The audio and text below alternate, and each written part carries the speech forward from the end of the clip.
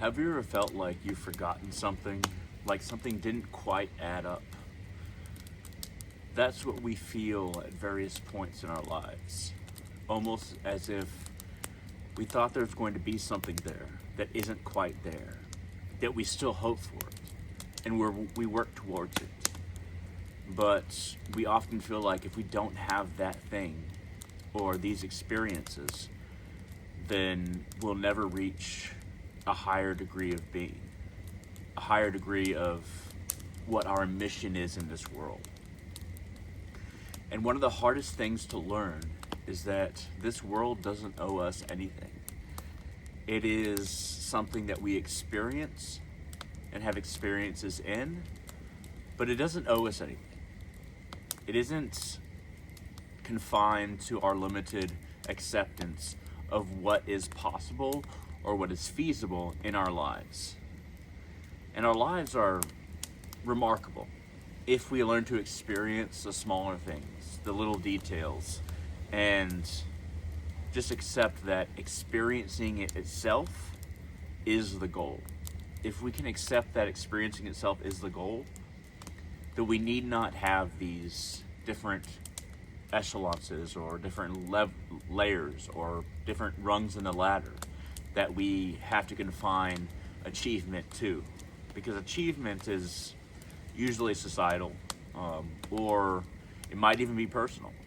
But achievement is constantly calibrating. It's constantly becoming something different as we become different people.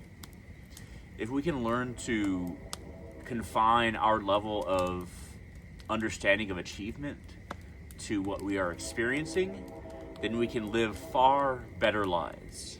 Lives that need not be confined.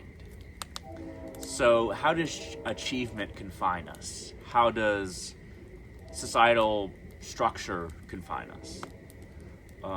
These are degrees of necessity that we imagine are necessities, but are in fact not necessities.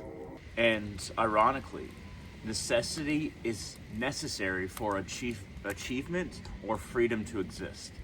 So freedom is different from necessity or our confines that we find ourselves in. Freedom has to do with the ability to go beyond, not just our immediate limitations, but our limitations as human beings, as our own self-understanding. We have to be able to go beyond in order to be free. So when you feel confined, when you feel limited, understand that that is necessary. It is something that you are meant to go far beyond.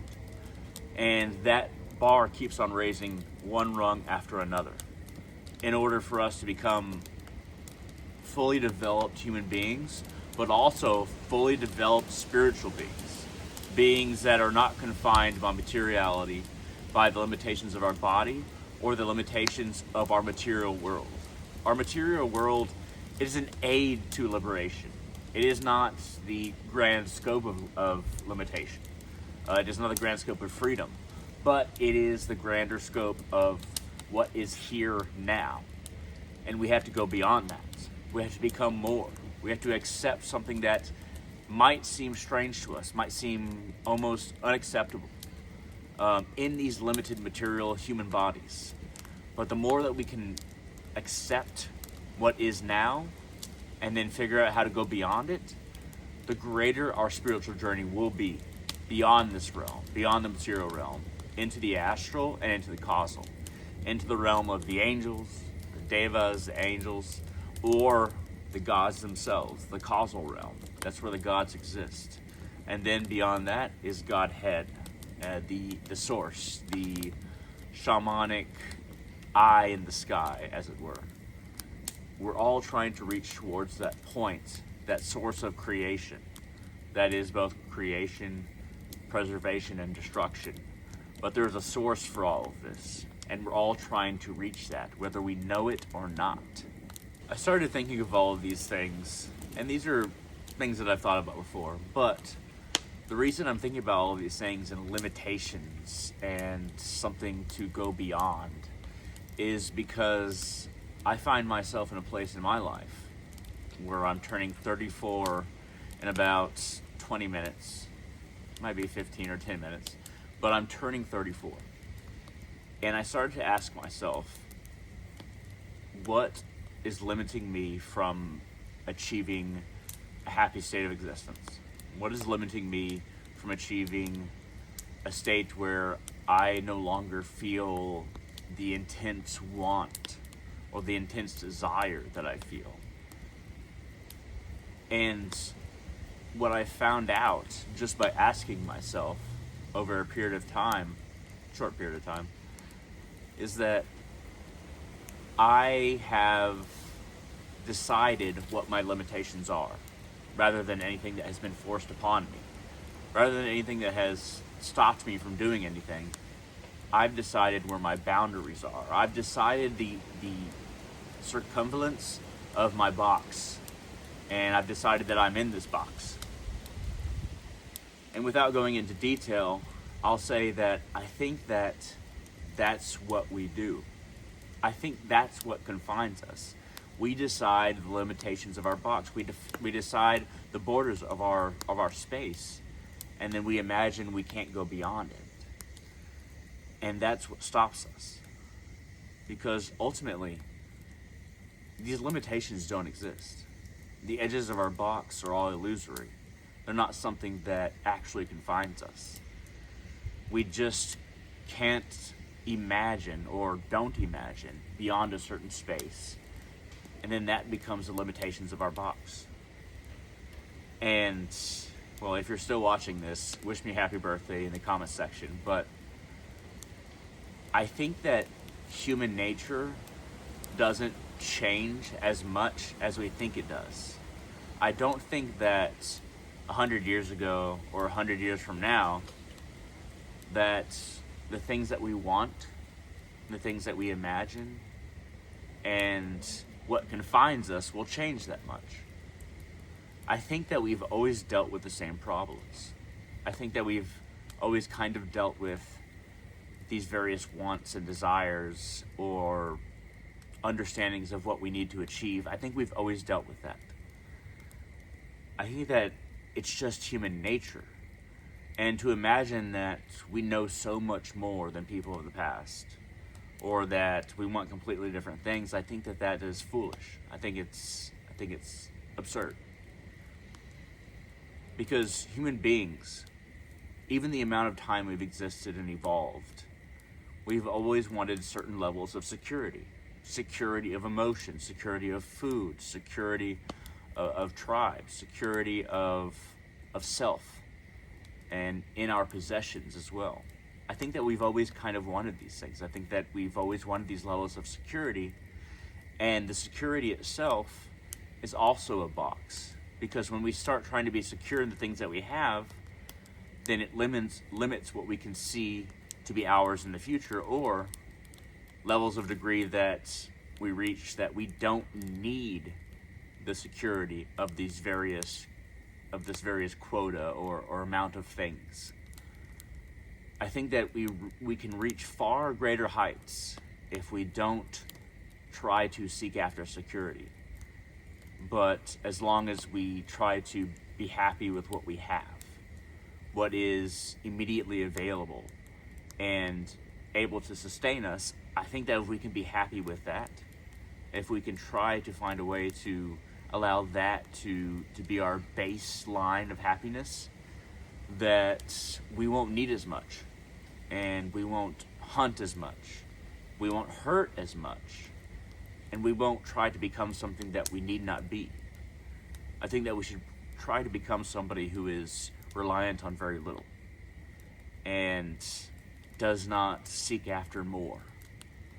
I think in that there is happiness and contentment.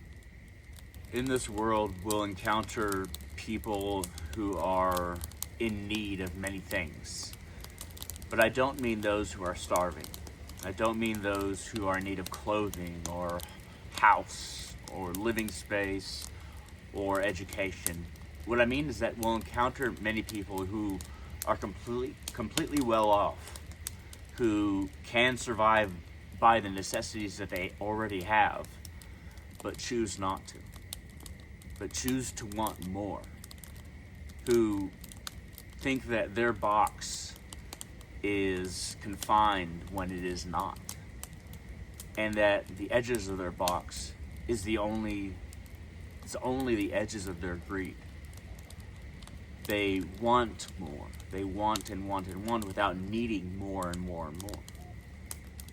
And that as human beings, once again going back to the necessity of things, when we try to think of necessity as an ever-growing bubble rather than what the base needs of a human being are, then that's where greed traps us. That's where greed confines us. And that's what makes it feel like this box of necessity is so much smaller than it is, that we're trying to escape this box. And in reality, the box there's plenty of room in it. Now, the ways that we evolve spiritually have nothing to do with greed or the necessity of the body.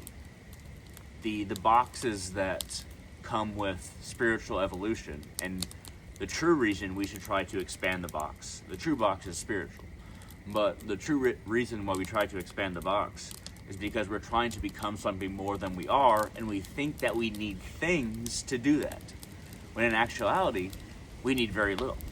We become so much more as individuals, as people, as spiritual beings, by being satisfied with less. This might sound strange. How can the box of our need grow and have more space for us if we're satisfied with less? But that's how we traverse the material to the spiritual, to the astral, to a grander scope of being, is not by more things in this world, but by having what we do have and making it run for longer, or making it okay, becoming happy with what is now rather than what we imagine we need to have in the future. Because we don't need as much as human beings want. We don't need that much. You know, there was this ancient Greek philosopher who Alexander the Great spoke to in Greece, and this philosopher lived in a barrel.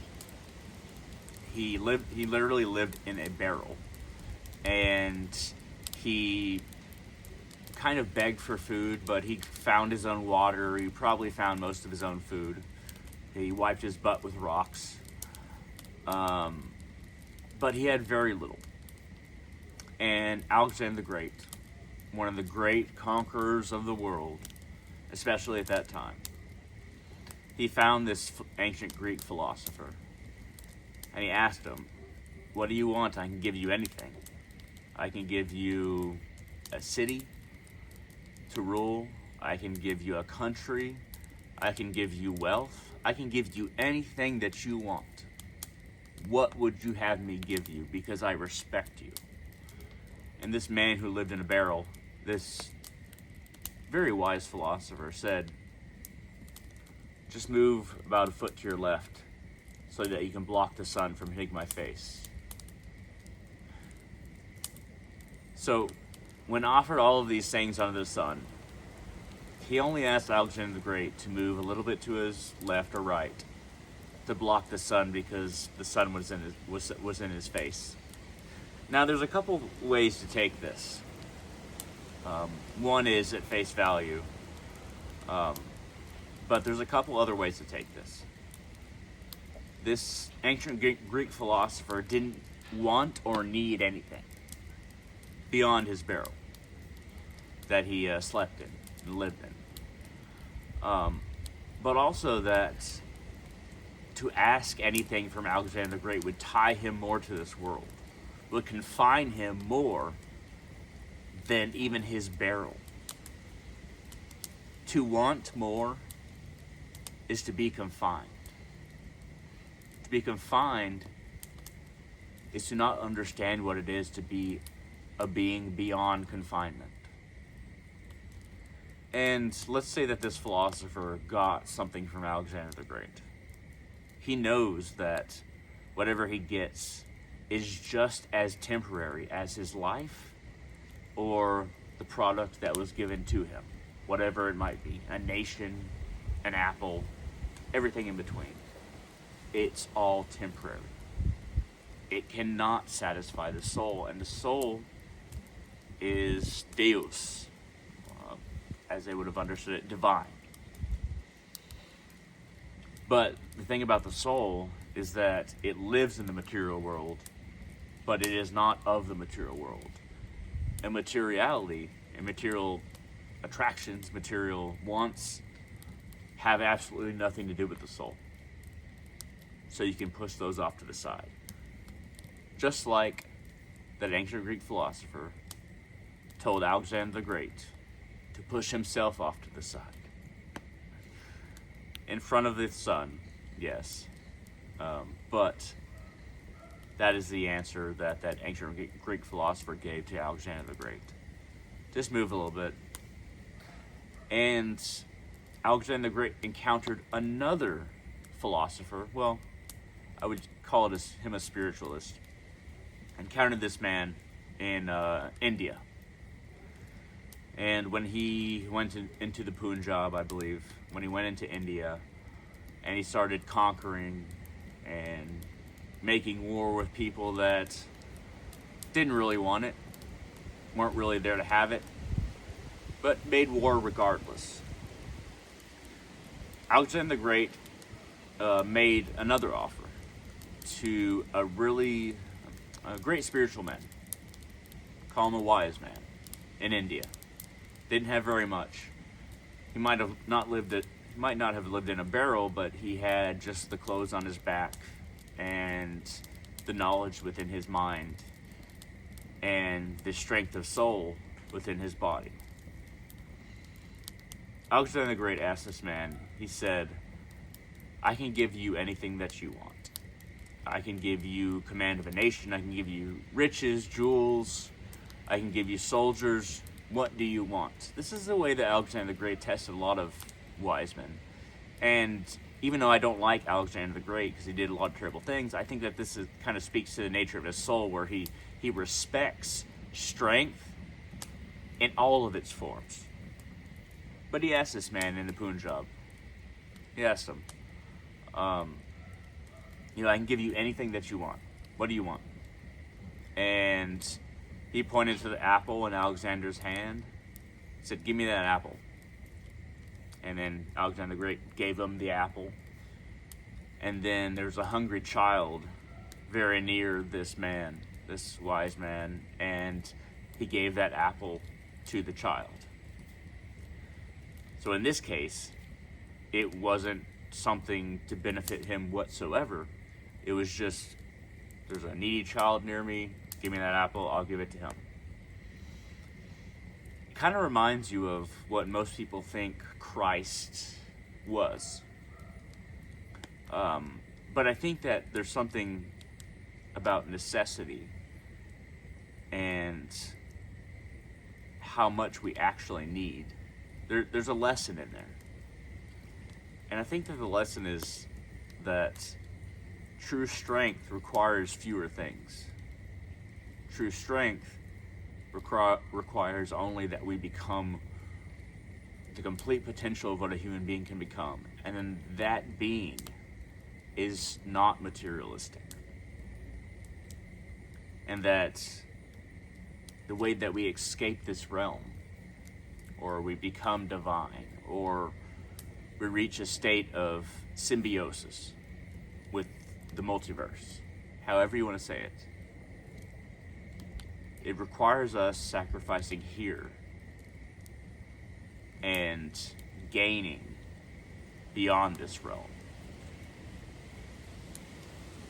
That's what it comes down to. Not being materialistic. Not being confined by what we imagine we need, but only what we actually need. And in that way, we become divine. Easy for me to say, harder for me to do.